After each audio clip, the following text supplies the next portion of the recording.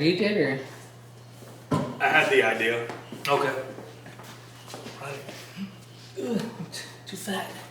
Ready? Let's take a whole bunch of them.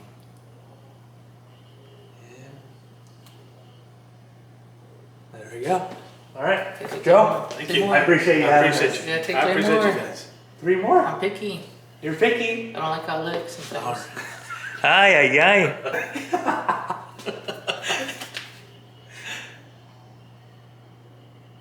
There. That good? Yeah, that's a whole bunch. Ladies and gentlemen, welcome, your very own Yellow City Kids.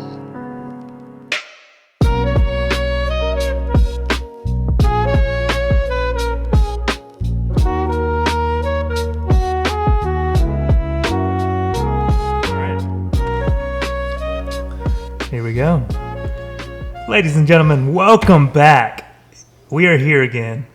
It's been a few years, but we're back. The Yellow City Kids podcast. And this feels a little crazy. I can't believe we've been brought back from the dead. It feels like 2.5 years. Yeah. It feels like 5, to be honest. Pretty good. Yeah. And we have just one person. Well, we have a few people to thank. Shout out to Eric, right? Yeah, shout out Eric. Shout out to Eric. Thank you for you did a lot of the setting up for this, so we really appreciate it. But nonetheless, our guest for today is none other than Joe Oroco. He has recently released a book titled Journey as a Cop. And I'm not going to lie, I wasn't ready for most of it. How did you feel about it? I thought that was fairly interesting. Yeah. So we're gonna touch up on a few things on this book, but I'm not gonna spoil you on everything because I want at the end of the day for you guys to go ahead and get you a copy. But Joe, you're here. How you doing? Thank you. How you guys doing? And have you ever done anything like this? Man, the only time I've done this was in front of a camera and a news crew. That's it. Nothing like this. Nothing. I'll tell you right now, these podcasts are very casual. You know, you don't have to, don't worry about, Slip of the tongue or anything. Yeah. It's all YouTube really, as long as you don't go too crazy as far as, he knows what things are off, we can't talk about. But other than that, you're free to go. So I guess let me start you off with this real quick. Did you ever think that you would write a book? To be honest with you, I really never thought about writing a book. Mm-hmm. It was just all of a sudden one day, I was just thinking and praying, and I guess the Lord told me, hey, put it in the book. Put some of your stuff that you've seen, put it in the book. And that's what I did. Again, I have more stuff, but I did the things that I thought people would really enjoy and see, and also imagine what I've seen through my own eyes. Because if there's a quote, and I can't remember the fire department officer that quoted, I wish I could unsee what I've seen. And that's something that I've got to carry for the rest of my life, Right. And that's one of those things that I just have to really move forward, and just power through it. Yeah. And I decided to write the book. It took me about almost 2 months just to sit there and write it. And after a while, I'll take a break, come over here with a buddy of mine. Or go with another buddy, and then just relax, because the mental pictures, the ghosts and everything would come back, and then I have to go back and put those ghosts back into the vault. Put them up. Okay, you guys came out for a little bit, but y'all got to go back. So that's what inspired me to write this little book. Yeah. And that's just half and I could have done more. But at that time, I was like, I believe what I put in there was enough for people to see what I've seen. Yeah, and I was actually that's funny that you mentioned that. I was going to ask you a follow up is to give me a percentage of how much you really like. If you were to, I know it's difficult to do something like that, but if you could give me a percentage of how much of what you've gone through that you put in here, like is it like 20%? But you said it's around 50% of I'm gonna say after 32 years, 3 decades of law enforcement, that's probably about 25 to oh man, 35%. yeah, Then that's just, I just put the good things in there, the things that I just like, the things I enjoyed, homicides, death investigations, narcotics, I was a K-9 officer, I did a lot of things, and I was DPS narcotics. I was highly trained by those guys, and it was one of those things that I just like, I want people to know. People to know what I've done. yeah. And see it in their own eyes when they read that book. Imagine the things that I saw. And it's really cool because most of the time when something like this is released, it's always like somebody from far away. Like it's like, oh, this FBI agent that was in the FBI for 20 years that, he's from the big city. None of us are small town folk. We it's really difficult for us to relate. But you're like right here, you're in our backyard. And it was interesting for me because I was reading it and I was like, man, this is just somebody that could like live next door to me. And they're going through that, and it's just it's one of those things that's really difficult to kind of truly grasp because when you get pulled over, it's like, oh man, I'm gonna get a ticket, but a lot of us we really can't grasp that this person coming to our window. It's just like, man, I mean, you never know that night before he saw like 3 dead people or he saw something really messed up, and we're over here just complaining about, oh man, I'm about to get a ticket for like, like it's I don't know if you kind of grasp what I'm trying to say. I do grasp what you're trying to say, and that's true, because when all this stuff happened, with the first homicide, with the female, it was okay. It was work, and we couldn't stop doing what we were supposed to stop doing. Okay, we got to go answer calls. Okay, we come back, start working on the case, and then just keep moving forward. Okay, got to stop, go do another. Hey, got to, or sometimes just take a break from what you're writing on report, and then you stop somebody, and you're just like, okay, I know this person, is thinking that he's going to have a bad day because he's going to get a citation or a ticket. Right now, in my thoughts, in my spirit, in my head, and I'm thinking, okay, you know what? I'm not going to give this guy a ticket because what I'm going through right now is totally different what they're thinking and what they're doing. Their mental thought. So, I walk up, get the information, come back with the warning, and they're very grateful, because you really can't tell people why, you just do it. Yeah. Officers have discretion, either a citation or a warning, but that when I was doing those cases and stuff, those are the times that I would put myself in their shoes and like, what, I'm just going to give them a warning so they can go on, and I'm going to go back and write my report and start filling out, and then start looking furthermore into the investigation. So is there like I guess priority towards like the murder cases and all that, and you're like, I don't need to deal with the traffic stops?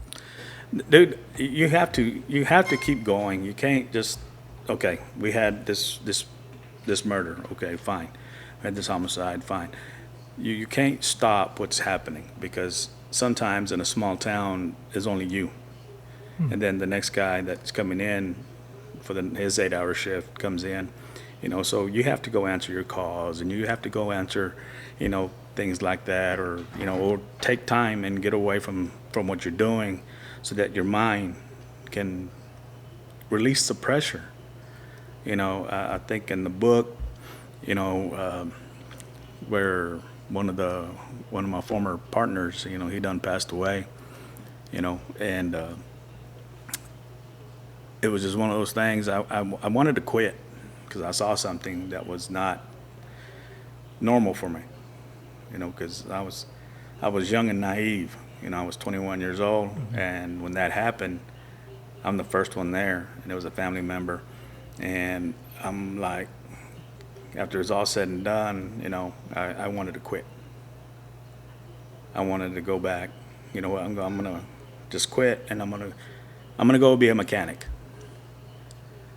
You know, but when I told that to my parents, you know, they were like, no.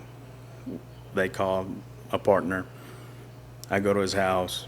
We sit down. Gives me a beer. We pop it open. We drink it. And the first thing he tells me, and this was back in '92, he tells me, you know what, man? You can't let this go. You can't. You just gotta keep moving forward. You can't talk about it. You can't cry about it. You can't say nothing. If you do, you're weak. That was a long time ago. He goes, put that in the closet. Move forward. I did. Yeah. I kept moving forward. I kept seeing things. I kept working things. I kept seeing a lot of things that I was like, what the heck? You know, and I just kept putting them in the closet. I just kept putting all the ghosts in the closet, and just not even think about it. You know, and not even talk about it. You know, because if you talked about it in front of your parents, you know, and your parents are going to talk to you and help you, you know, and all of a sudden you feel weak. And back then, if you did talk about it, you're weak. You're a weak cop. You know, you shouldn't even be doing this kind of work. You know, because it's really changed from back in '92 till now. Yeah. You know, there's a big change, you know, and I've seen it. You know, I've had officers where I've sent them to therapy because of an incident that they were involved in. You know, okay, you got to go see this guy. This guy's in Lubbock. I need you to go see him and talk to him. You know, because I was like, you're not gonna be me. Right. You know, you're not gonna be me. You're not gonna hold this forever. You're gonna have to talk to somebody. You know, open up, talk to your wife, talk to your friends, talk to your mom and dad, you know, talk to a therapist, you know, talk to somebody that can help you get out of that hole. You know, I didn't have that. No, it sounds like you had quite the opposite. It was opposite. It was terrible. Do you feel like a lot of that, do you feel some of that old school is still running around, that old school mentality of therapy? Like some people are just like fully against it. They're like, I don't need that. I don't need that garbage. Or are people a little more open now to doing it? I believe more people are open to it now because it's new. And then, you know, this law that came in, you know, fit to be physical, you know. That doesn't mean you got to go out there and run a half a mile in 15 minutes. Yeah. That means that you're mental. That means that your mental is fit. Yeah. And you can do this job. You know, and you know, and the chiefs, lieutenants, captains, whatever, are pushing their people. They, you know, these bigger cities have therapists. They have their own people that can talk to these officers, you know, and not say anything. And nobody's going to judge that officer for opening up anymore, you know, because things do change down the line. Yeah. You know, because when I started, we didn't have no body cameras. No. We didn't have in-car cameras. Yeah. You know, hey, if it was time to whoop some ass, hey, we're going to get after it. Yeah. And you know what? If I got my ass whooped, okay, dude, you can go home. You know. But if I whooped his ass, he's going to jail. Oh man. You know. Yeah. You know, it's vice versa. You know. Wow. That's the way it was. Wow. You know, and you know, because back then people believed in police. Yeah. People believed in law enforcement. Right. Whatever we said was right. Mm-hmm. You know, and that was back in the early '90s. Come now, Nobody believes the police. That's why you got to have body cameras, Yeah. in-car cameras. You got to have all that stuff, so that you can show the public Yeah. this is what happened. Is it? I was talking to somebody a while back about this, but there's this. We have this in law. It's innocent until proven guilty, but I feel like a lot of the culture has shifted, especially in particular to law enforcement. Guilty until proven innocent. Like it's kind of like they're everybody's kind of like rooting against y'all. Like when was it like a slow burn to get there, or was it kind of like there was a few times and you saw a year and you're like, this is gonna, like, you saw a big shift, or was it just a slow little change and eventually you're like, how in the world did we get here? It was slow change, man. Yeah. It was slow change, because if you remember the Ferguson incident there in St. Louis, I believe, and that's when it started. That's when the whole thing started. That's when everything shifted, and it was, you got to show proof.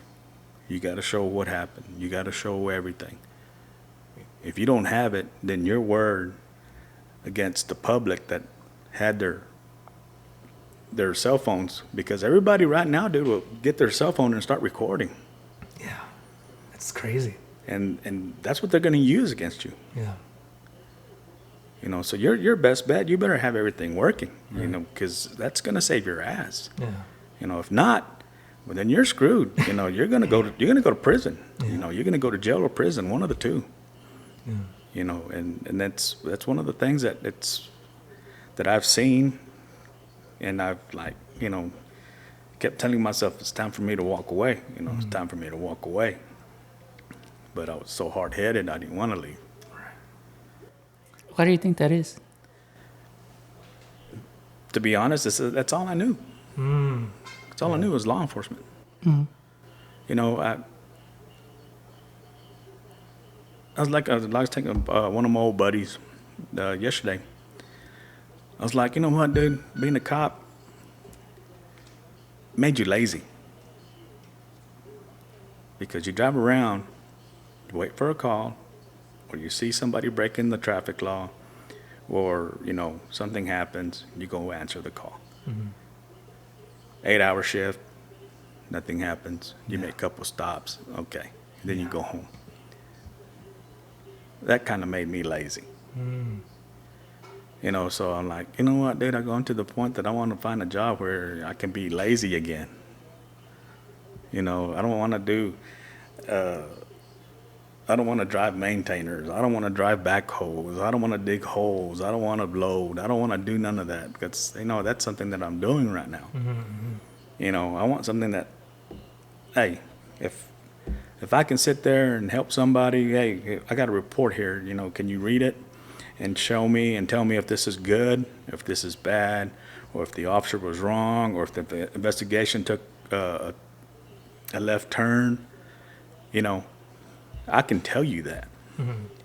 Because I was very, I went to a lot of training with homicides and death investigations. I could walk into a place and look at it and walk around it and then look at it and say, you know what, this is a homicide. We're going to call it a death investigation, but right now it's a homicide. And because, you can tell certain things, if it was staged or if it was a struggle. Yeah. So I could tell you that right off the bat. I could walk in and tell you what everything was happening. I can tell you how the victim was struggling. I can tell you if the victim fought back. It all depends on the body of the victim, what happened and everything. I could do that because I went to a lot of classes for that. And it was just one of those things that I enjoyed.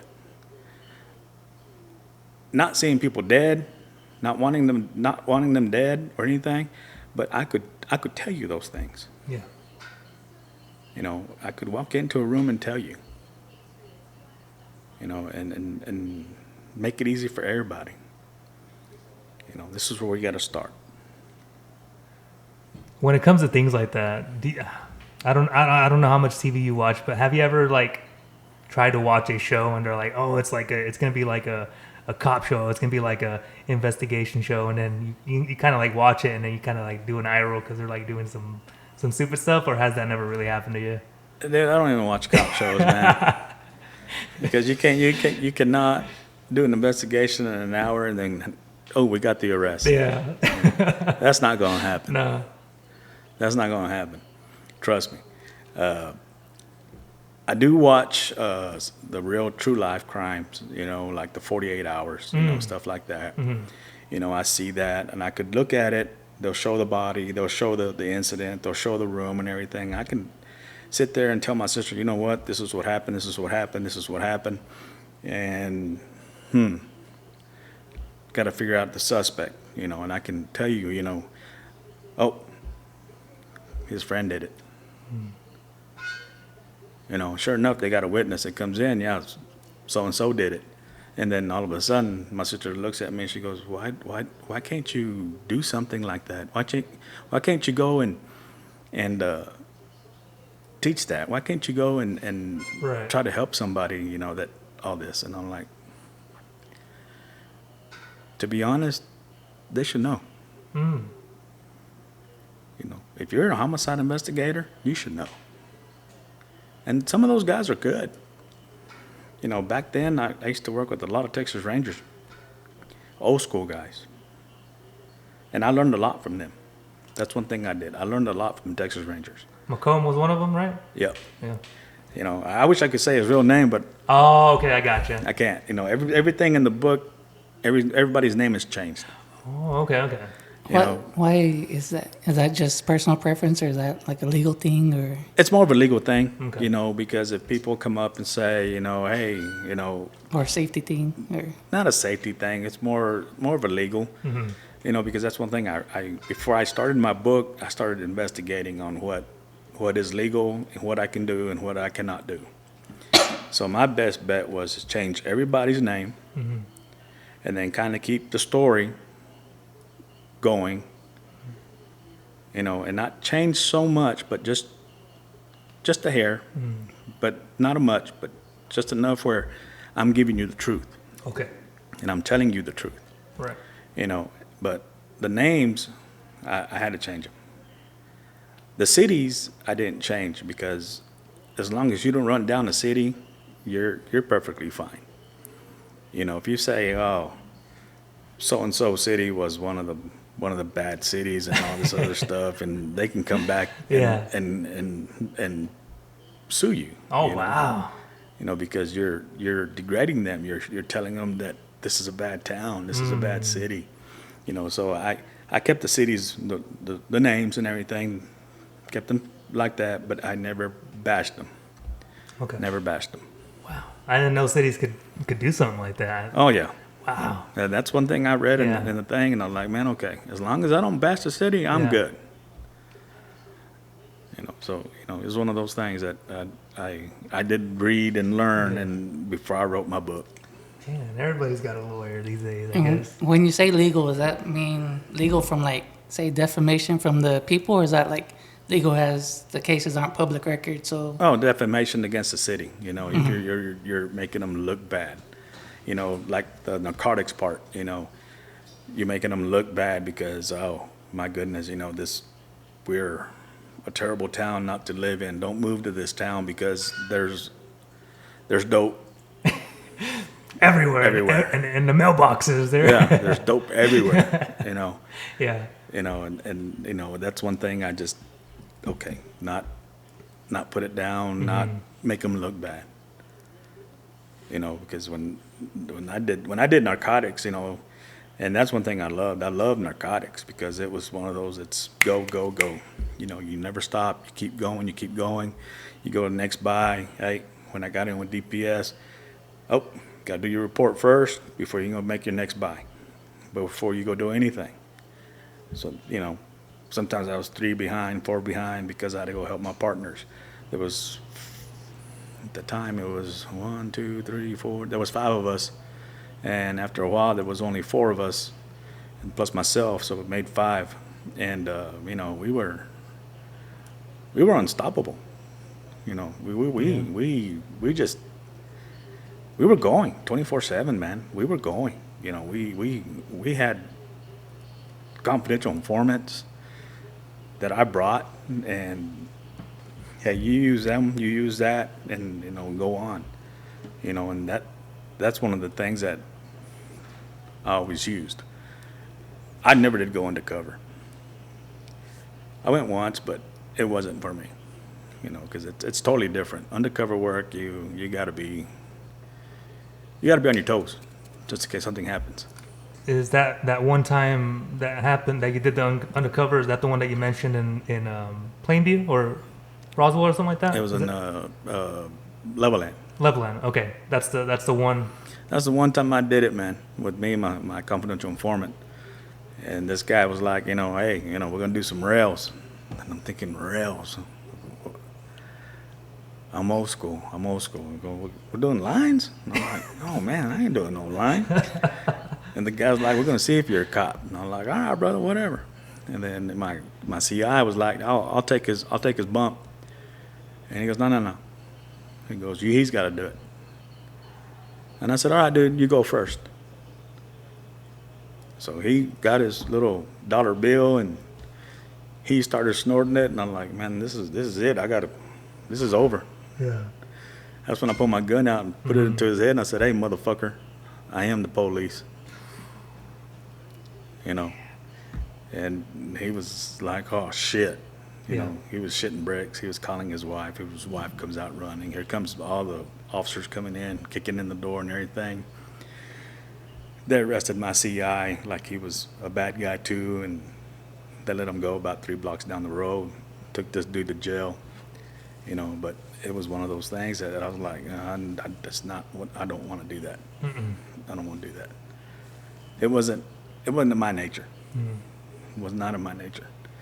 I can work a CI, and the dude or girl can call me at 2 o'clock in the morning, and they can say, hey, man, I got this thing set up. Well, you know what? Call me in the morning. See you later. Bye. Yeah. You know, we'll take care of it in the afternoon. We'll take care of it in the evening, whatever. But you don't make the decisions. You call me first, and I'll let you know when to make the call. Yeah. You know, but you get these little crackheads, you know, these little meth monkeys, you know. I'm just like, dude, they're unreal. Really? You know, they're awake while you're asleep. And they think, okay, well, he's awake. It's 3 o'clock in the morning. I'm going to call him up. And I'm like, dude, don't call me. Call me in the morning. Bye. Yeah. You said that wasn't in your nature. Do you feel like there's certain things that, like certain jobs in law enforcement that kind of, you get the feeling that was meant for you, and do you have like a bunch of police officers kind of fighting for like, hey man, that's my thing. I wanna do that. Or I mean, I don't know the structure to law enforcement, so I kind of imagine like some officer, he feels like, it's my thing to do undercover, and like they kind of get hooked on it. Is that a thing? Like kind of like the adrenaline? Is that ever an issue with y'all? Or shoot, it all depends on the officer. Yeah. You know, like my partner, I had an old partner. His name is Beto, and man, dude, he was the best on UC. He was the best UC that he could. I mean, we get the confidential informant, do the intro, pull the confidential informant out, boom, we got the criminal, you got the supplier and him talking and making buys. Okay, this is how much I want, and then boom, you know, we go to the house, hit it, case done, go to the next one, you know, and that's how it works. Okay. You know, but for me, you know, when I was with Leveland, you know, I think I was the only idiot that knew how to work dope. Not saying that others didn't know how to do it, but I'm pretty sure they did. But I don't think they wanted to have that deal where they have to be awake or get called out, or, you know, wake. They call you at 3 o'clock in the morning like they did to me and everything. I'm like, dude, call me later, bye. You know, because it was constant. It's constant every time. 3 o'clock, 2 o'clock. Dude, I'm asleep. Call me in the morning. Call me when you're sober. Yeah. You know, 'cause I need you sober before we go make a buy, or before I send you in to go see. You know, so you know, pretty much that was one of the things. You know, but a lot of people, some people, you know, decide, you know what, you know, I'm good where I'm at. I'm good to take calls, write reports, and do all that. You got investigators who, well, I'm good to do homicides, death investigations, stuff like that, thefts, burglaries, and all that kind of stuff. They're good at that. Okay. You know, it all depends on that officer, where he wants to go, what he wants to advance in. So is it one of those things where, let's say I was in there, I'm a rookie. I don't know the terminology. So sorry, that's not right. That's what they use in the shows. Now you're a rookie. You're a rookie. You know, once you start, you're a rookie. But let's say, I'm a rookie. I come up to you and I'm like, man, I really love going undercover. That's my thing. Would in that situation, would you be like, all right, that's your thing. You want to do that thing? Focus on that thing. Is that the kind of thing rookies can go in there thinking that's gonna happen, or it's just gonna be like, hey, there's not enough positions for undercover. You're gonna have to wait until something opens up, kind of thing. They got to put their time in. Okay. They have to put their time in. Once you put your time in, you know, and you start, you know, let's say he's really into it and he's making dope stops, you know, and getting, you know, pounds and getting, you know, all sorts of amounts of dope, you know, any kind of dope, you know, from marijuana to meth to cocaine to heroin, fentanyl, all that new stuff that's coming out.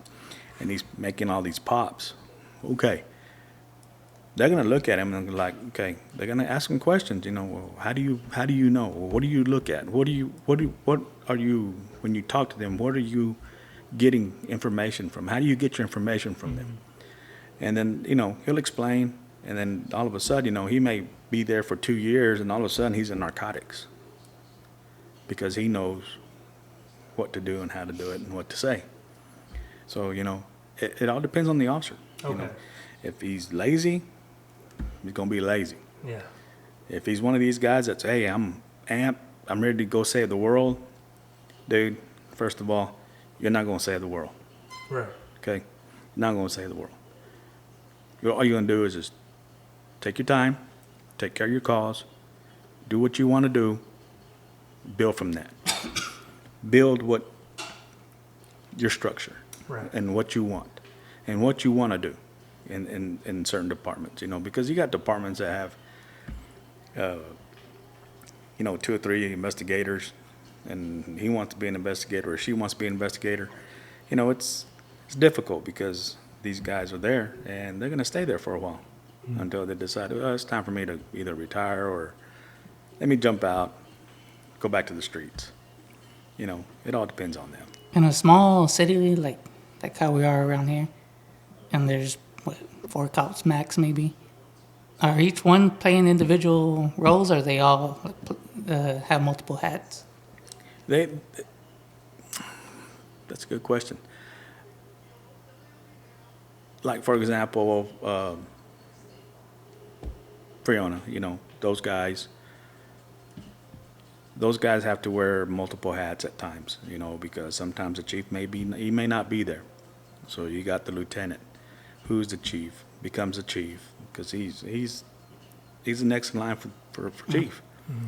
And then you have his officers, you know, so if the lieutenant's out, you know, sometimes he has to rely, okay, this is what would the chief do? You know, what would he say? Mm-hmm. You know, so they put themselves in those in their shoes and say, you know, okay, this is what he would do, and this is what I'm going to tell him. You know, and those are the smart ones. If you really have a good cop, and then he tells himself, what would the chief do, or what would the lieutenant do? Put themselves in their shoes and figure out, you know, what would they say? What would they say to this person? Then if I say, well, this is what I'm going to say, and I know he's going to say that, well, then I'm going to say the same thing, because you learn from off each other. Right. And you just keep going. You know, because if you don't pay attention, you're not going to learn. You know, you're just going to be a person that's driving around waiting for a call and waiting for a ticket. And is that one of those things that, I mean, you see a lot of that? I've seen a lot of that. Yeah. I've seen a lot of that, you know, where they were just like, you know, I'm just a peon. I'm just going to do what I'm going to do. And as long as I get my 8 hours in, I'm going home. You know, not wanting to advance, not wanting to learn. You know, me, man, I wanted to learn from the get-go. You know, I could have been a sheriff at the age of 25, but I was too young. Oh yeah, you did. You did mention that. You know, I was too young. Right. I'm like, Sheriff, sorry, thank you, but I can't do it. What was that quote you mentioned that you said, if you stayed here, you would just have the experience for 1 year? Repeated. What, Well, could you the quote was, expand on that? oh yeah, you know, the day when he asked me and he told me, he goes, Joe, if you do take this, he goes, you're going to have 20 years of experience, but actually you're going to have 1 year. Is that to say that Because nothing happens there, or? You repeat over and over and over and over and over. You know, you don't see nothing different. And he's the one, and I implore him a lot because he done passed away, and he was my mentor. And always, when I had a chance, I'd call him. You know, most of the time I couldn't, but when I had a chance, I would call him and just talk to him. You know, tell him what's going on, what I was doing, and everything like that.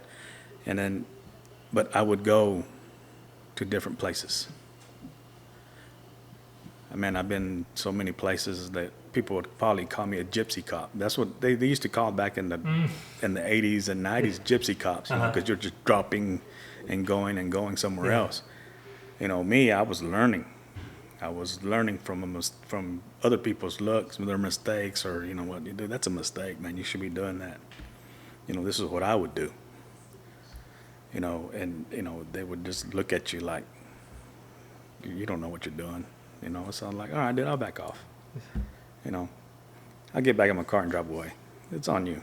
You know, that's on you. I don't care if anything happens to you and they call me in, I'm going to be like, yeah, this is what he said. This is what he was going to do. And I try to back him off, but he wanted to do it his way. You know, so that's the way I saw it, you know.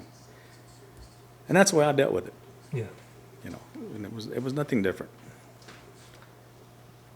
And in your book, you do mention a few times, and I apologize if this is a little too much. You can tell me if it is. You know, you do talk about a few situations where it was more, it was closer, it was family. You know, did it ever get to the point where? And I'm not saying that you grow numb to certain things. Maybe you do. Maybe you just get used to seeing dead people. Did it ever get to the point where something like that did happen and you just kind of like you understood it was somebody that you knew, but you had to be like, hey, I gotta be professional, or was it one of those things where you're like, hey, this is something that's personal. I just, you know, I gotta step back, and people move in and they take care. They do it for you or something like that. Like, did it ever blur? Did the lines ever blur when it was just something like, you know, oh, I don't know this person, and then you see somebody that you did used to know, and then you're like you wanted to treat it differently, but you couldn't, or Yeah. Yeah, you know, I know what you're saying, and that's true, you know, because you would like, you know, it's just like my old boss told me. He goes, you're gonna start here at home, and you're gonna see friends, you're gonna see family die, and I did, you know, and you know, when it came to a friend, and he was killed in a car accident, thrown out. I remember seeing a friend of mine, and you guys have seen him here just a while ago, and he's doing CPR, and I get down, hey, what do you need? He goes, take over and I'll blow, and I said, okay. So I'm doing CPR on my friend. Graduated with him. Yeah. You know, when it came to my sister, when she was killed, I didn't want a total stranger. You know, I knew my mom and dad knew the chief, you know, but I was like, no, this is where I'm going to take responsibility. Mm-hmm. This is my sister. I don't want somebody telling my mom and dad that my sister was killed. Yeah. I'm going to take that upon myself. Yeah. Because I want them to hear it from me. You know, so that's one thing I took upon myself. You know, the friend, well, the sheriff, we all knew the family. You know, everybody's at the hospital. You know, he passed away, and it was tough. You know, it was tough. You know, seeing your friend lying there and, you know, him dying, him dead. Yeah. You know, so, you know, it's just one of those things that put in the closet Yeah. Put in the vault. and let it go, and you keep going. Yeah. You know, but sooner or later that thing's gonna bust open and all the ghosts come out, Mm-hmm. and that's when it's all gonna hit you. You know, and when that does, you know, it really tears you up because you don't know what to do. You don't know who to talk to. You don't know where to go. You don't know what to do or say. You know, closet doors open. You got all these ghosts. You got all these dreams. You have nightmares. You have everything. You know, and that's where the alcohol comes in. Mm. You know, so you drink just to wash it away. So, you know, basically you go to sleep. You know, did that for, gosh, till 2023, I believe. Till I sought therapy Yeah. and a psychiatrist. You know, I was like, it's time to let that old mentality go. Mm. Let that old age go. So that was a personal choice to seek out therapy? That was my choice. That was my choice because I needed help. Mm-hmm. You know, I got PTSD. You know, I have depression, I have anxiety. Yeah. You know, and that's just part of it. It's just part of the job. Yeah, that's brutal. You know, every officer, Yeah. I'm pretty sure has PTSD because there's something that they've seen that's caused a lot of trauma. And that's why things have changed where, you know, okay, we're going to put you over here with therapy, with our therapist, and or a psychiatrist, and we're going to help you through it. If that means taking meds, great.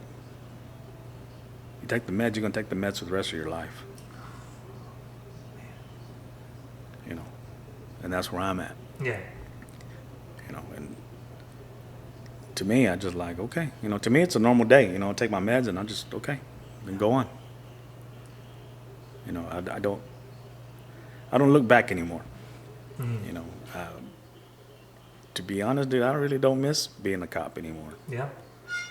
I don't have to worry about people's bullshit. You know, stupid shit that they come in, or, you know, he threw me the finger, or he called me a dumbass. So, Right. what do you want me to do? If you want to do something about it, go see the judge.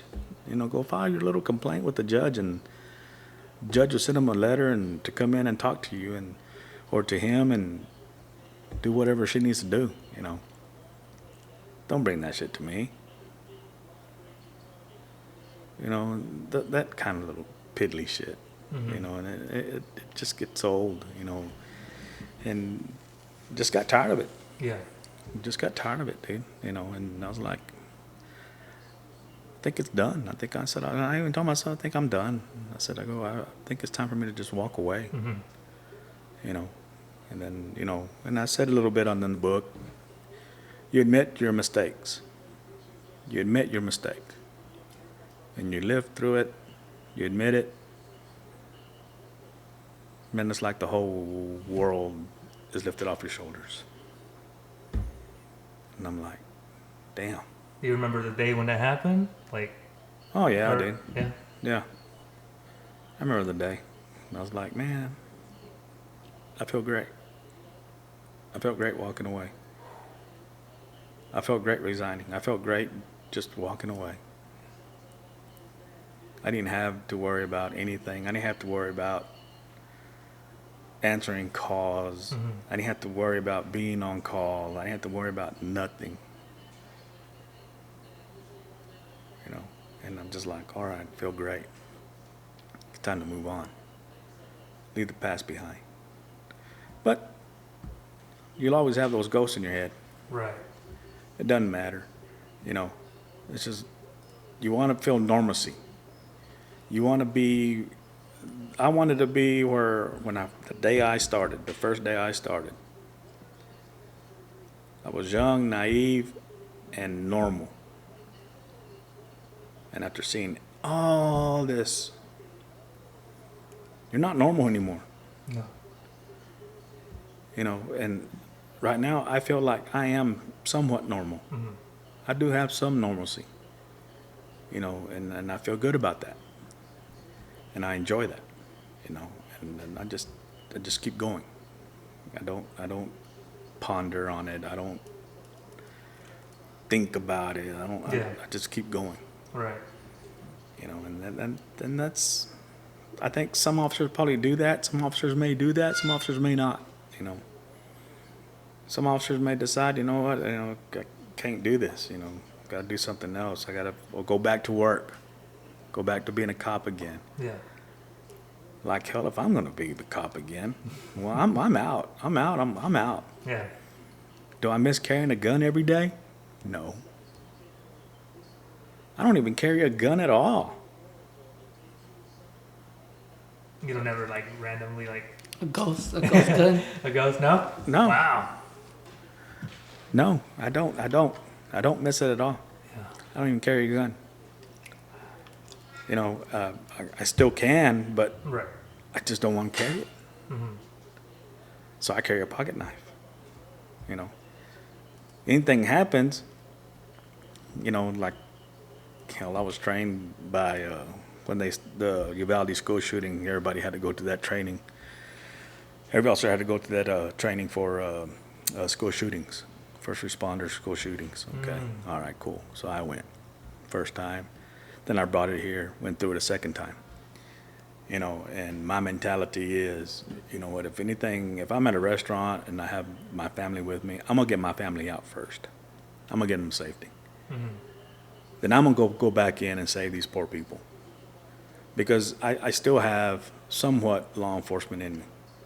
Yeah. You know, I'm going to go save these people with a knife. You know, just like the saying goes, you know, damn Mexican coming to a gunfight with a knife. You know, and that's going to be me. Yeah. You know, so, you know, and I don't carry small little blades, dude. I carry 4 inchers. I carry 5 inchers. You know, I carry big blades, and you know, I got them with me in my pocket. Carry it with me. It's clipped on, ready to go. Know how to use it. You know, so I just, and if I end up dying, I end up dying trying to save these people. Yeah. At least people are gonna see, you know, oh, this dude did something. He saved these people. You know, he didn't give up. In your honest opinion, how many police officers get to where you're at right now? Like, is it rare? Is it, you know, quite a few, or? Oh man, you probably oh gosh, when I was chief, we used to go to chief school. There was guys there with over 30 years, you know, Yeah. guys with 40 years, and I'm like, man, what are you still doing this shit for? Yeah. I'm at 32, and I'm like, I want to get the hell out. Yeah. But in my mind, I was like, I can't because I didn't want to leave my little town Mm-hmm. and have somebody else come in and just make big problems for the Bovina citizens. Mm-hmm. You know, I took care of my citizens. Mm-hmm. You know, I always gave them a break. I always told my officers, give them a break. You catch them a second time, they did the same thing. That's when you ride them. You know, but let's stay on the highways, 86 and 60, and let's work it. And we did. You know, but my deal was take care of our citizens and go from there. And that was my biggest deal. Yeah. You know, and some chiefs are the same way. You know, we take care of our citizens, but the rest, let's go after them. You know, hey, they're speeding, give them a ticket or give them a warning, because you have discretion. You know, I loved it when people are pissed. You know, when I stop them over, they're just mad and everything. They're telling you everything, and they're telling you off and all this, and just standing there, and I'm like, all right, whatever. Go back to the car, fill out the information, push the warning ticket, get my warning out, fold it up, go over there. This is your warning. Have a nice day. Boom. Sir, I'm sorry for cussing at you. My apologies. Man. You know, I'm just having a bad day. I understand. Yeah. Everybody has a bad day, sir. Right. Or ma'am. You know, no biggie. It's not the first time I heard this. Right. You know, you're not the first one telling me off. No. You know, it's happened. You know, officers have dealt with it. You know, some officers may give you a ticket, you know, because, you know, dude, you're talking to me that way, I'm going to write you up. I'm going to write you up for everything, whatever I can find on your car. There are some officers like that, Yeah. you know. But me, I was like, no, I'm going to treat people with respect and fair and equal. That was my whole thing. Even when I told my officers, you treat people with respect and fair and equal. And that's it. And you go on. You know, I don't care if they're cussing at you and you're having a bad day. You still do your job, and you do it to the best of your ability. You know, because I've stuck with that in my head: fair and equal, respect, and do it to the best of your ability. And you go on. I don't know if this is kosher, but I want to bring it up because I want to get your honest opinion on it. Have you heard about that recent the one kid that stabbed the other kid? And do you have any opinion on that? At the track meet. Oh, that happened out there in Dallas and somewhere around there? Oh, I didn't even know it was here in Texas. Oh, wow. Yeah, it was somewhere in the Dallas suburbs. Yeah. Man, in my entire career, I was so happy that I have nothing like that here happen in town. You know, never had anything like that. You know, but if it happened during my time in my career, you know, dude, that would be something that, you know, okay, you got to start from the ground up. Why, when, where, and how. Start seeing everything. Start building your timeline. You know, what brought this up? What brought it on? You know, even though the guy was in the wrong tent, even though it was raining, you know, there's no need for that to happen. Right. That should have never happened. You know, I don't blame the young man for doing it. I blame the parents for not showing them respect. Because respect starts at home. You know, and the parents have to start doing their job. Yeah, they might be afraid of CPS and all that. But it's just like I always told my people here when CPS investigations happen. You know, I always tell them, hey, I'm not the dad. I'm not going to spank him. I'm not going to threaten him. You're the mom. Whoop his ass. Give him a beating. Yeah. Well, then if that happens and they're going to call CPS, well, you know what? The report comes to me first. Then I can tell them to knock it off. Because the kid deserved it. The kid needed it. Yeah. Needs discipline. You know, and right now, no kids. I'm not saying all kids don't have discipline. Right. You know, I'm saying that there are a certain amount of kids that do not have the discipline that they need. Even though if it's a mom, single mom, or a single dad, you know, you still got to put discipline. You know, because when I was growing up, hey, back in the 80s and growing up in the mid 70s, I got hit with the water hose, got spanked with the water hose, got spanked with the tree limb, I got hit with the dang can, a frying pan, You ever get the gancho? the gancho, the hanger. You know, I got it all, man. Yeah. I got it all. I got all the Yeah. whoopings. You know, but mom was disciplining me because I messed up. I did something wrong. You know, dad show up. Well, did you learn? He goes, I didn't want to go through it again with dad. Yeah. You know, yeah, dad, I did learn. And I said, I understand why mom hit me. You know, and that was back then. You know, what if it was like that to this day? I think we'd have more kids with discipline and more kids with respect. Yeah. You know, nowadays, you know, you don't have that. You know, kids don't respect you. Kids will just laugh behind you, do whatever they want, and just they'll throw you the finger and go on. You know, okay. You know, all right. Hope you don't get in trouble, because I'm gonna throw the book at you. You know. Is it rough? Like, are you able to see patterns? Like, I'm not saying painting with a broad brush. You know, I'm not saying you see a kid make one mistake and you're like, oh, that kid's gonna be a troublemaker for the rest of his life.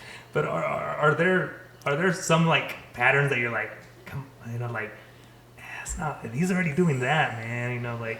There are some patterns, dude. Yeah. There are some patterns that you can see. You know, like, man, this kid's gonna be a problem. Just like school teachers. Yeah.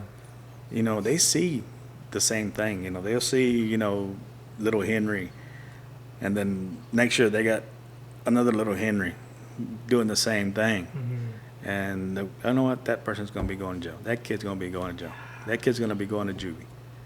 Teachers and police can tell you right off the bat, that kid's going to be a problem. Once he hits over 10 years old or 10 years old, then he's mine.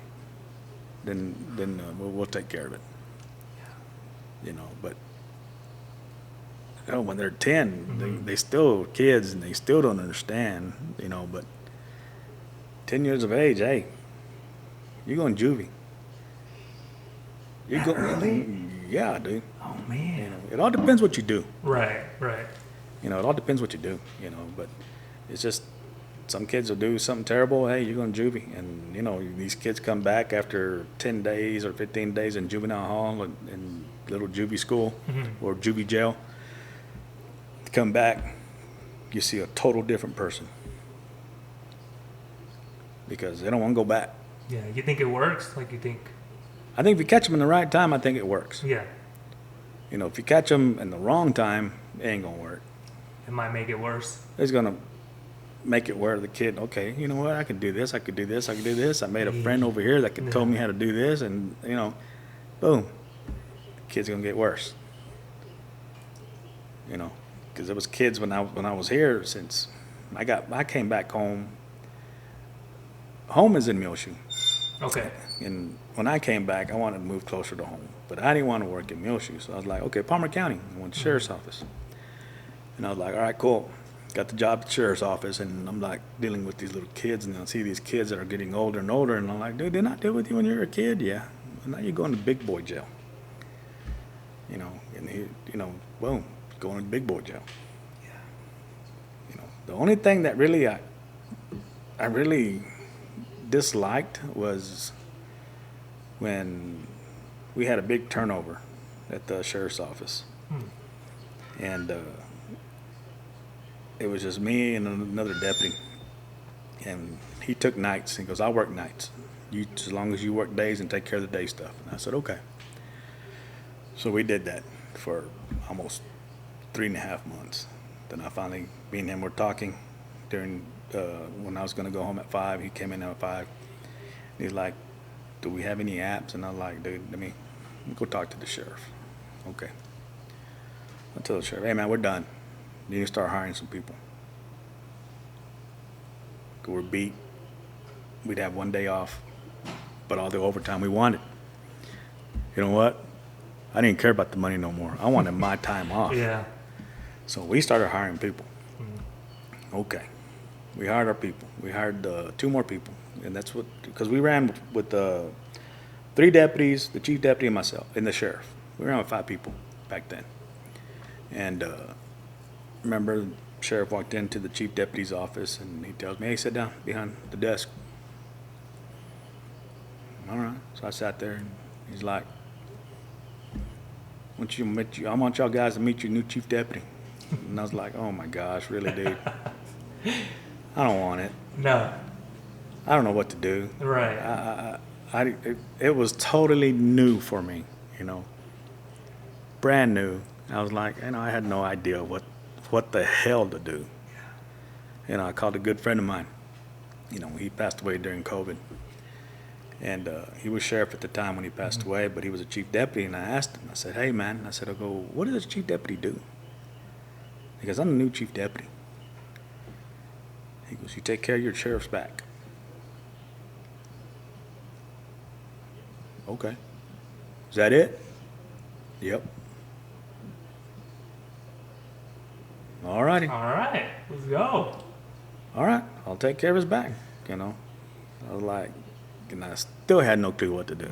And I was like, man, Yeah. had no clue. But the biggest thing that I really enjoyed was that during that time, I believe that there was always a white chief deputy. But when I became chief deputy, I think I became the first Hispanic chief deputy in Palmer County. And I was like, wow. But ask me to be a sheriff? No. No. I don't want to deal with the jail. Man, the jail's a killer. Really? The jail's a killer. Jail is the one that's either gonna make you or break you. Really? You don't just throw them in there and forget about them or anything? No, dude. You got so much paperwork. You got so much man. mental health. You got to deal with all that. You got to, classify them where, if they're major, minor, or stuff like that. You don't put minors with a big major guy that did a big major crime. You Right. don't do that with him. You just got to separate them. They have their own pod. Majors got their own pod. Then you have your minors. Then you have your little class C's, and then you have your females and all that crap. That's one thing I was like, nope, I don't want to be sheriff. That sounds like a mess. I said, I wouldn't even run for it. I don't even care if they would come up and tell me, we're going to give you, Right. if people came and knocked on my door and said, we're going to be behind you, we're going to put $200,000 in your treasure fund for you to buy signs and all this other stuff, billboards and all that crap, I'll be telling them, keep your money, thank you, but go home. Yeah. That's one thing Really? Is that raw? Dude, being a sheriff it's not easy. You got to be a special individual to kind of do that? Well, you better have the people that know what they're doing. You better have the people that know what they're doing. Because when I was a chief deputy, I was always involved in jail. Even though we had a jail administrator, I was always involved in the jail. Taking care of jail stuff, going into the jail, doing things, pulling people out and all this other stuff. It was an eye opener, and I was like, oh, I don't want to do this. This is one thing I don't want. Yeah. And I was like, nope, not for me. Do you have a favorite department that you worked for, or favorite time as your career? Oh man, dude. You got to take them back. Because, you in the book you mentioned every step you took from this department, this department? Dude, man, that was a tough one. That was really tough. Let me put them in order. My favorite one was where I started, Bailey County Sheriff's Office, because I enjoyed my sheriff, and I enjoyed the chief deputy, and I enjoyed my partner. Had a great time with all of them. We did work. We did a lot of things. They taught me a lot of things. The second one will be Levelland. Reason why is because I was canine, I was narcotics. The third one would be Milsham PD. And then after that, dude, it's just whoever. Palmer County. Oh, I gotta call Palmer County, man. Okay, Palmer County number 4. Okay, that's it. After that, the rest is hey, whoever wants to be next, I don't care, you know. But those are the ones that were my favorite ones, because those are the ones that I saw more. I dealt with more. So it was like educational, like the stuff you got out of it. Yeah. Was It was more educational, more, you know, the guys were there that taught me my first ones. They taught me and everything, and they showed me the ropes. And this is the class you got to go to if you want to learn more. So that's where I went, you know. Death investigation classes, those were the ones I enjoyed, you know. Yeah, everything else, you know. Highly trained by DPS. You know, I give them that, you know, because those guys, they train hard, and they study hard, and that was an eye opener for me too, you know. So and so my hats off to DPS, you know, but the other places, you know, like Palmer County, Mutual PD, you know, because of the homicides and all that stuff, you know, I knew that, I knew how to work it. You know, I think one of the favorite parts of the book that I liked was when we had a homicide just outside of Farwell, and the sheriff was like, "I got Texas Rangers coming. I need you to stop what you're doing." Dude, I already got it all set up, man. I got it all marked off. I got it all. I got pretty much everything, man. I got the hands bagged. Haven't done the head yet. All right, cool. Stop. All right, so I stopped.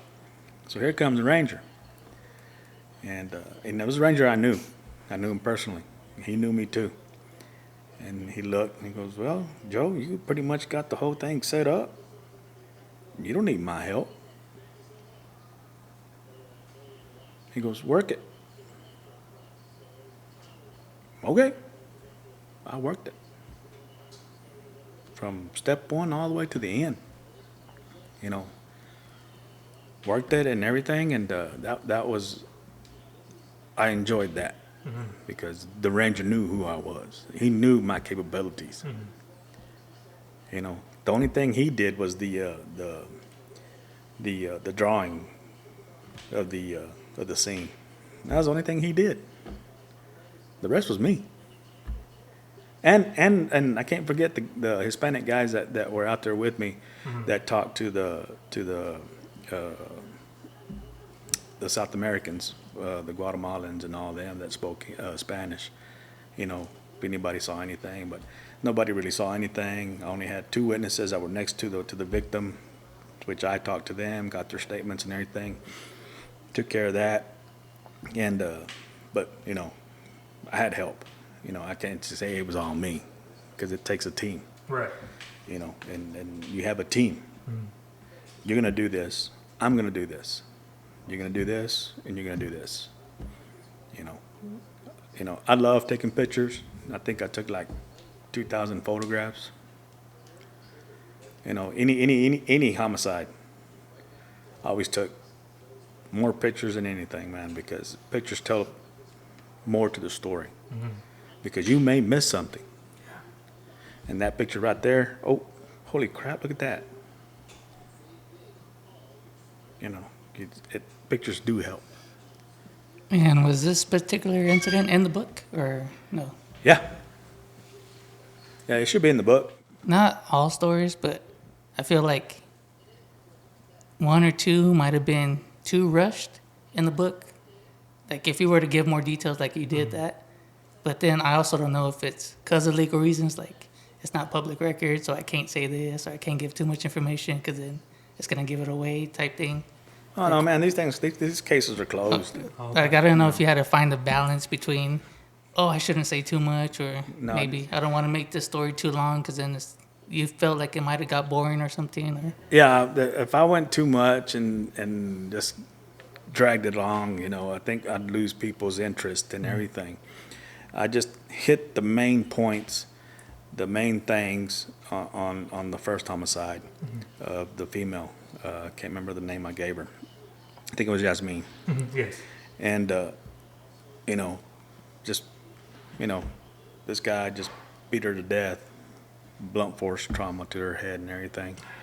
He didn't care. Didn't care at all. There was another one.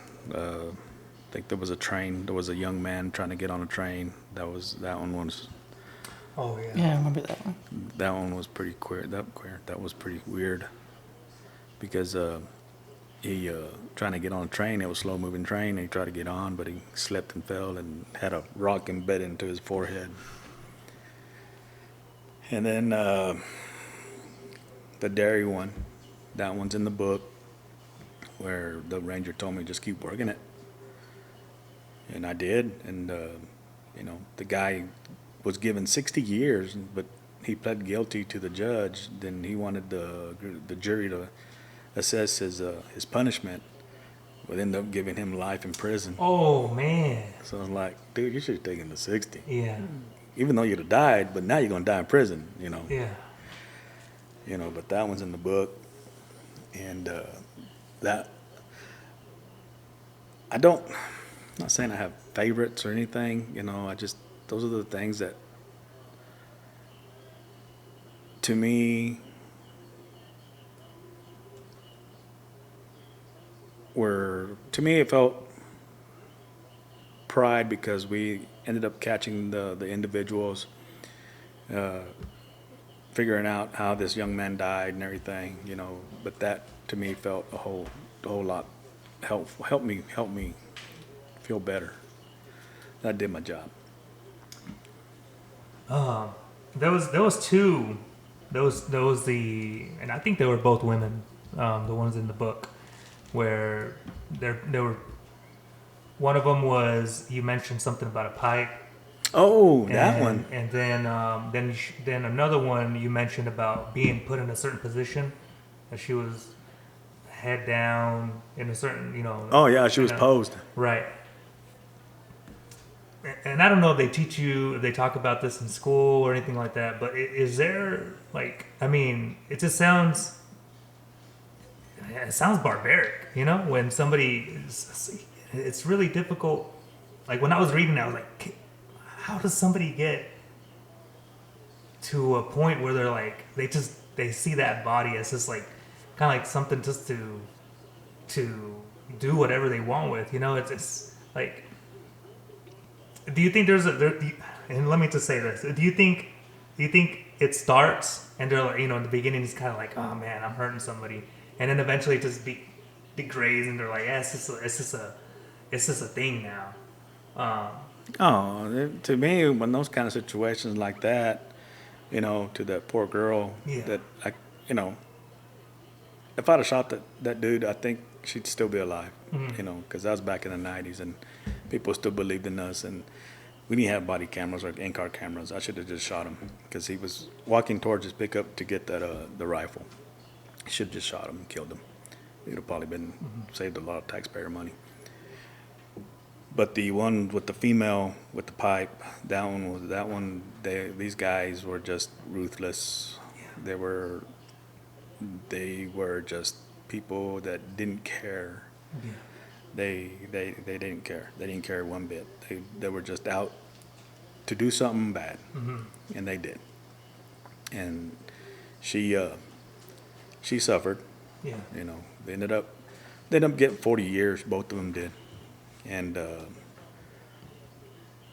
one of the weirdest things was when they found the car, and I can't remember the guy's name I gave him.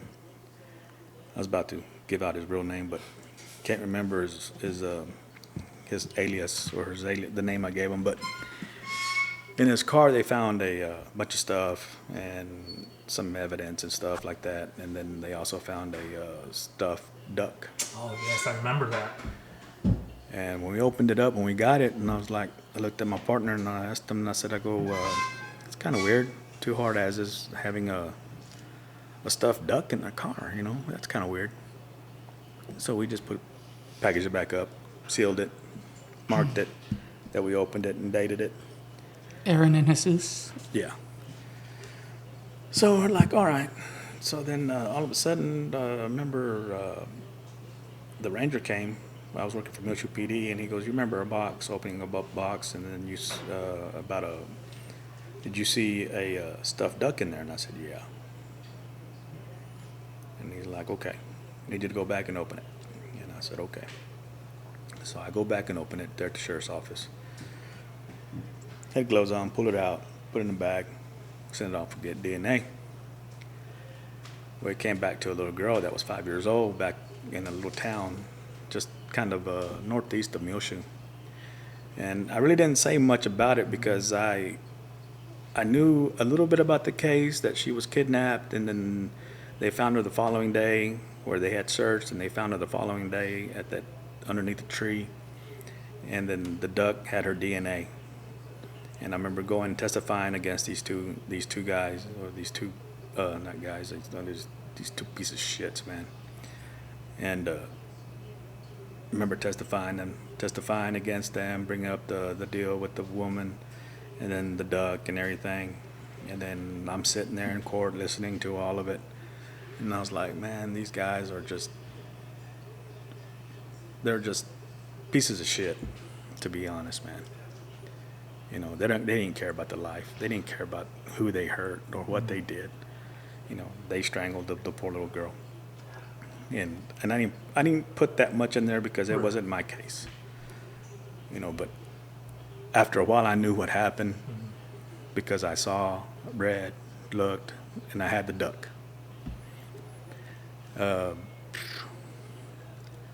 But that poor female, you know, she got, that was a 2-inch pipe. It was about, 5 feet. I think I said about 5 feet long, something like that. They just drove it in there, bro. No remorse, no care. Left her there for dead. She didn't die, man. They had to remove everything. Right. And, you know, felt sorry for her, you know, because she was just there at the wrong place at the wrong time. You know, and that's something that you're seeing a whole lot more now,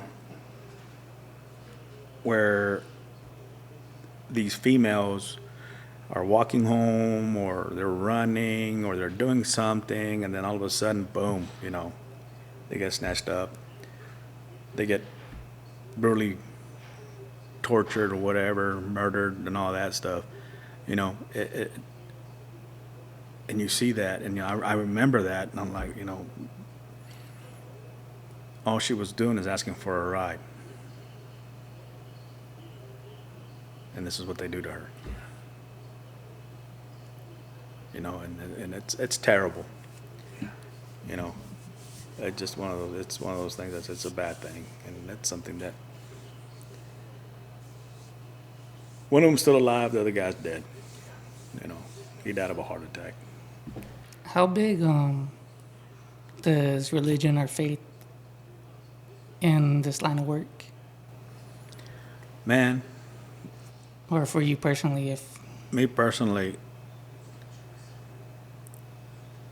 when I was married, I'd always go to church, and then I'd always pray. And after my sister was killed back in '99, I kind of was upset with Jesus, with God, and you know, because I was like, man, shouldn't have been her. You know, so I always look at it, you know, it should have been me. You know, something should have happened to me. You know, because of what I do, what I've seen, the things that I've done, you know, stuff like that. You know, and after, man, it took me a while to get back and start talking with him. And then pray, you know. It took me a while. You know, but I did learn something, you know, after the whole thing, and I finally realized, you know, it wasn't her fault. It was his call. You know, because he can call any of us, anytime, any day. Yes, sir. You know, tomorrow's not promised. You know, and so you know, it's just one of those things. You know, you do and move on. And then I made amends with them, with both of them, and they've helped me a lot. I prayed and stuff, and you know, people always say you got to go to church to pray. No, you don't. You know, you can pray at your own house. You can pray in your own car. You can pray while you're working. He's going to listen to you. He's going to hear you. You know, my mom's old Catholic. You got to go to church. You got to go to church and pray so he can hear you. No, you don't. You can pray anytime you want, anywhere. You know, I was waiting for y'all, and I was like, man, Lord Jesus Christ, please don't let me mess up. And I was like, man, and you know, so good thing is I haven't cussed so much, you know, because I do cuss a lot. Yeah. You know, when I first started in law enforcement, I never did cuss. I hardly cussed. Wow, that's interesting. You know, but working, I was always the F-bombs, man. You know, everything was an F-bomb. And I was like, shit. It's unreal. So it just carried on, you know. I always told the new guys, you know, you cuss? No. Does it offend you? Well, if it does, you might want to find a new line of work. Because all these guys cuss. I cuss. I said, so you better decide what you want to do now before we go any further. By the time I knew it, a couple of years, that kid's cussing away. You know, and I'm like, okay.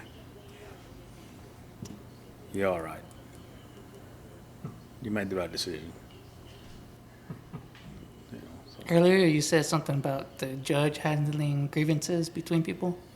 Is that like being from a small thing? There's no, like, would the chief be the HR or the judge, or is it not really just do whatever you want type thing? Or I'm trying to think on the book.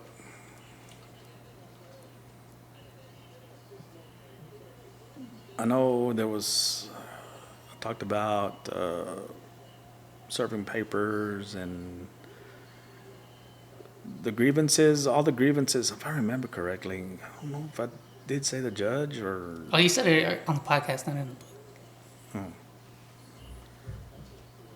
Oh, when the guy... Yeah, like this guy said this to me and he flipped me off. And like, go tell the judge. Oh, yeah, go tell the judge the grievance, you know, go give her your report and she'll file a letter and then send it to him and then he can come in and she can do whatever she wants. You know, that's a citizen can do that, you know. I mean, between two deputies or whatever. Oh, two deputies and stuff, man, it's The chief's job to just squash it. It's my job to squash it, you know. You know, hey, we're going to get along, we're going to work together. You know, if we can't do that, one of y'all's going to decide to leave. I can make it easy for y'all. Because I can already tell you who's going to leave, you know. Because I made it that easy for them, you know. Yeah. You know, because I was the one that the sheriff would hire and sometimes would ask my advice and I'm like, you know what, I like that person. Should we hire him? Okay. And then there was times that he's like, man, we gotta fire him. Well, we gotta fire her. okay. Call him in my office. I give him two choices. Look, I either fire you or you can resign. One of the two. Well, they all resign. Right. So I'm like, all right, made it easy for me. See you later. Bring all my stuff back. If not, we'll just take it out of your check. But I want my badge back. Yeah. I said, because I hate to file charges against you while you're wearing it, pretending that you're a cop. I said, then you're going to go to jail. But they bring me all the stuff back. Yeah. So that was pretty cool. That was interesting. People understood. Likelihood of you writing a second book. I've been kicking it around. Yeah. Because, you gave us so much. But I feel like there's still more. Yeah. Man, dude, there's still more. There's still a whole lot more, man, that all of a sudden I just started remembering. And I was like, man, I should write that too. I should write about it again. So more than likely, you'll probably see another book. Yeah. Okay. You'll see another book. You will. And then I'll probably do another book that will be more detailed on some of the homicides and stuff. Give you more detail, tell you about more, everything.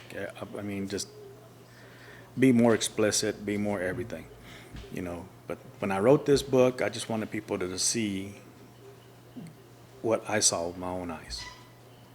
I wanted them to imagine what I was seeing. Because everybody's like, do you have pictures? And I'm like, no. Well, I got pictures. Trust me, I got pictures of homicides. I got everything. And I'm like, well, I didn't want to put pictures in it. I wanted people to picture it themselves when they read it. And see for themselves, the gruesome, the things you saw, the things I saw. And that's what I wanted. And, and that's what that publishing company, when they first read it, they saw it, they were like, man, we're with you. We can imagine what you've seen. We can see it ourselves. And they wanted to do, they wanted the world with this book. They wanted to go out to make it nationwide, make it all over the world, different languages, everything. And they wanted to do podcasting. They wanted to do a trailer on the book. They wanted to do this, book signings at Barnes & Noble and things like that. Wow. They wanted to push it. Yeah. But it all comes down to the money. And I'm like, dude, I don't have that much money. Yeah. I'm a poor Mexican. I don't have that. Now if you give me a chance and we hit it, then you can take your part. You can take your part and run with it. Then whatever's left is mine. But they didn't. It doesn't work like that. It didn't work that way. No. I even told them, I said, I'll write a second book. I said, I'll write 2 more books. I said, I'll go and let y'all have them and let y'all push it and everything. And then, y'all pay me. So they're like, we'll push it around. We'll think about it. And I said, okay. All right. Hell, I was on Facebook and they were like, hey, if you have a story or a book to make into a movie, I'm like, I do. So me being Joe, I was like, I'll fill out the deal. So I did it, filled it all out, told them about the book, where it was at, where you could find it and everything. And I was like, man, if they make a movie, man, that'd be awesome. Because it's interesting, Law enforcement is interesting, and law enforcement is boring at times, trust me. Because there's days that you just go and you don't do nothing. Yeah. It's not always explosions, right? It's not always explosions and shootouts. A good thing though, good thing, right? Man, dude, when I was a little kid, the book right there, man, I was so fascinated with law enforcement. And every cop show I've seen, you know, I put down in there and everything. Those are the ones I saw, and I was like, man, when I grow up and I become a cop, I'm being shootouts and I'm gonna do this and all this other crap.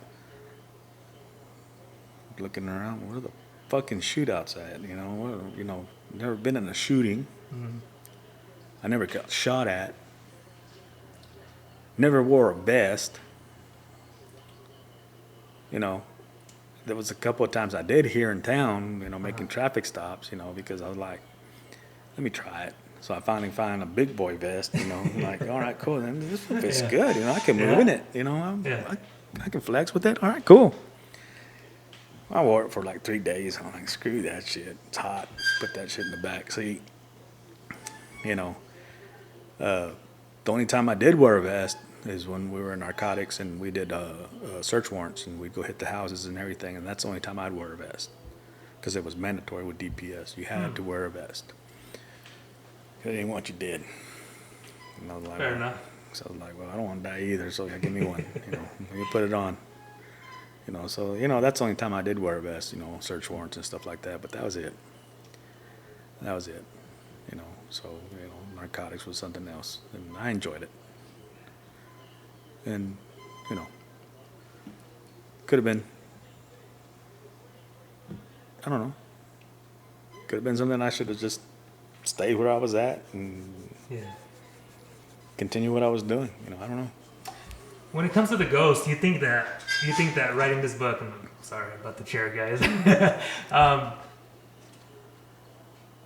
do you think this helped out a little bit? Like putting it in writing? Or not?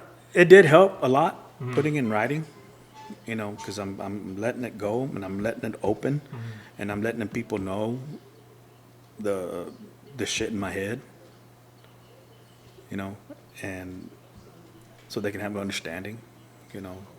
This guy, you know, he's not a fuck up. He just fucked up in the head, you know. You know, that's just part of it. You know, but that's it. It let go. It let go some of the stuff. It really did. And you know, I enjoyed writing it. You know, I could have put more in it, but I was like, man, I couldn't think no more. You know, I got one of those writer's block. And I was like, okay. I said, I don't want to sit on it for another month or anything. I said, I got writer's block. I'm just going to go ahead and end it. And then restart another one. Because all of a sudden I started remembering other things. And I was like, holy crap, I forgot about this. I forgot about this. I forgot about this. I forgot about this. You know, I forgot a bunch of things. I was like, I should rewrite again. So I may rewrite it again. Okay.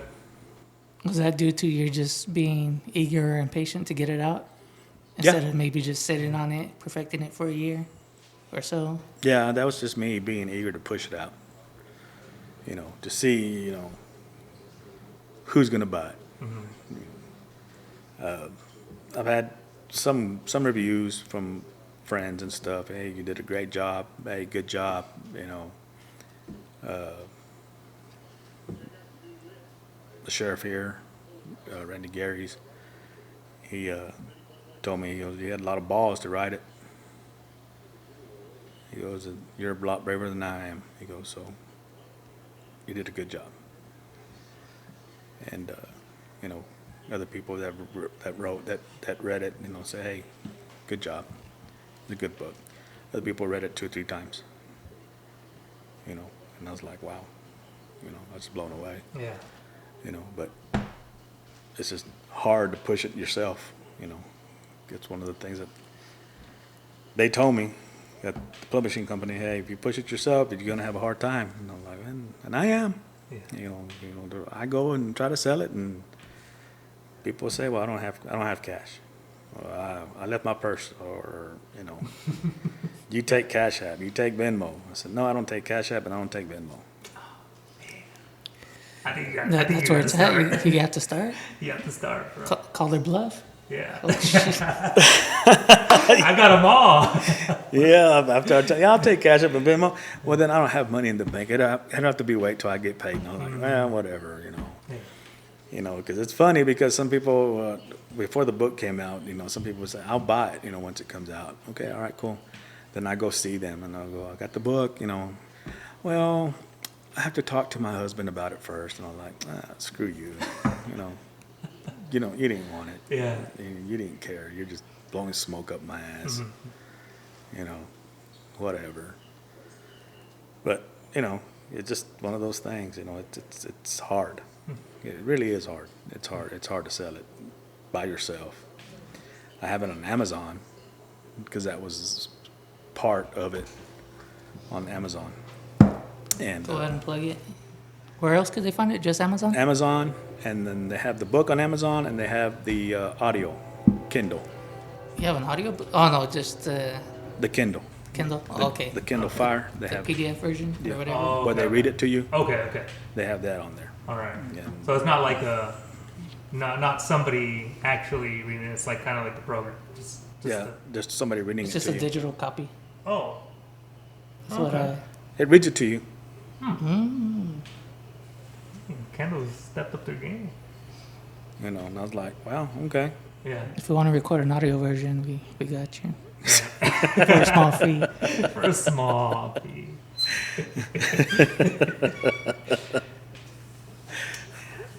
Have you been blown away by like kind of the response? Like, Man, I've been blown away when I walk into some people's offices and stuff, and they'll buy them, you know, Yeah. like 4 or 5, and I'm like, man, that makes me feel good. And, you know, I'm like, the only thing I can tell them is thank you, you know. You know, and I always tell them, I'm sorry, it's not a right. 500-page book, you know. That's what I was expecting, kind of. I was like, I can't read a book in a week. It's No, man, it's not that thick. it's not that thick, you know. I just that was one of the things I didn't want to write, dude. I didn't want to write a novel or anything. You know, I just wanted something to show, you know, hey, this for reals. This is quick. This is what I seen and everything, you know. And some of it's in depth. Some of it I left a little minor details out, but not much. Pretty much everything's in there, you know. And I enjoy my book. I enjoy looking at it. Yeah. You know, I haven't read it because I wrote the damn thing, you know, so I haven't read it. So I was like, screw it. I'm not going to read it. You know, so I mean, if there's anything that you want to tell the people that have read it, I mean, I'm pretty sure a few of them are listening right now. So. well, if they read it and they enjoyed it, thank you.